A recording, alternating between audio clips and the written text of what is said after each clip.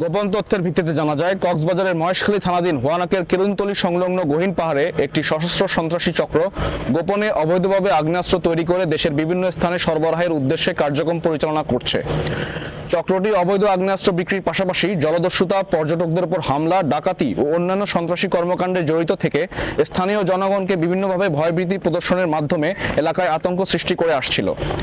প্রাপ্ত তথ্যের ভিত্তিতে আজ 17 জুলাই 2026 শুক্রবার সকাল 6টায় কোস্টগার্ড স্টেশন, শাহপরী, টেকনাফ, বাহারছড়া, ইনানী, কক্সবাজার ও মহেশখালীর সমন্বয়ে উক্ত এলাকায় কুখ্যাত সন্ত্রাসী মিন্টু বাহিনীর আস্তানায় একটি বিশেষ অভিযান পরিচালনা করা হয়। অভিযান চলাকালীন 5টি দেশীয় একনলা বন্দুক, 9টি দেশীয় পিস্তল, একটি বিদেশি পিস্তলের ম্যাগাজিন, 20 রাউন্ড তাজা গোলা, 12 রাউন্ড তাজা কার্তুজ, 4 রাউন্ড ফাঁকা কার্তুজ, একটি দেশীয় অস্ত্র, 3 লিটার দেশীয় মদ এবং আগ্নেয়াস্ত্র তৈরির সরঞ্জামাদি সহ কুখ্যাত সন্ত্রাসী মিন্টু বাহিনীর প্রধান মিন্টুকে আটক করা হয়। আটককৃত সন্ত্রাসী ইমাম হোসেন মিন্টু কক্সবাজারের মহেশখালী থানার হোয়ানকের বাসিন্দা।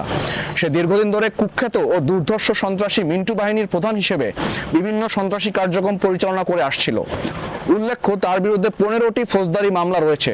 তাকে আটকের মাধ্যমে অবৈধ অস্ত্রের একজন অন্যতম ব্যবসায়ীকে আটক করা সম্ভব হলো, যে অস্ত্র মহেশখালী সহ দেশের পূর্ব উপকূলীয় এলাকার সাধারণ জেলে ও লবণ চাষীদের জীবন অতিষ্ঠ করে আসছে। তার এই আটকের ফলে সাধারণ জেলের জন্য নিরাপদ সমুদ্র নিশ্চিত করার একটা প্রচেষ্টা সফল হলো।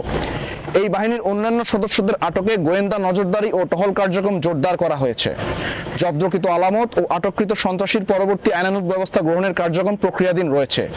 সুন্দরবনের জলদস্যু ও বনদস্যু দমনে জিরো টলারেন্স নীতি বাস্তবায়নের মাধ্যমে বাংলাদেশ কোস্টগার্ড যে সফলতা অর্জন করেছে, এই ধারাবাহিকতায় মহেশখালী সহ দেশের অন্যান্য উপকূলীয় অঞ্চলেও জলদস্যুতা, সন্ত্রাস, ডাকাতি, অবৈধ অস্ত্র তৈরি ও চোরাচালান নির্মূলে গোয়েন্দা নজরদারি ও বিশেষ অভিযান ভবিষ্যতেও অব্যাহত থাকবে।